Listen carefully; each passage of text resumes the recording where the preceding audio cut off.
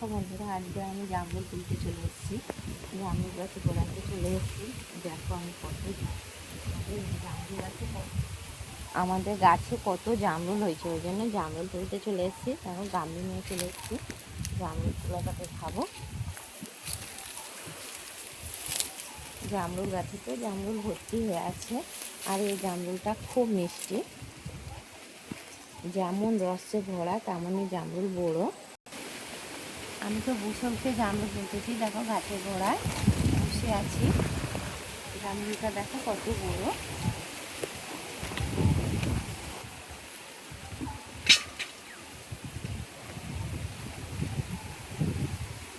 তুলে নিয়ে ঘরে চলে এসেছি, কারণ ওখানে খুব রোদ্দুর, ওই জন্য পালিয়ে এসেছি ঘরে।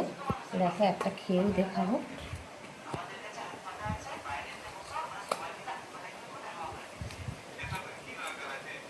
খুব সুন্দর জামরুল, খুব মিষ্টি। তোমাদের বাড়িতে কার গাছ এরকম আছে কমেন্টে জানাবে। আমার তো খুব ভালো লাগে। টাটা।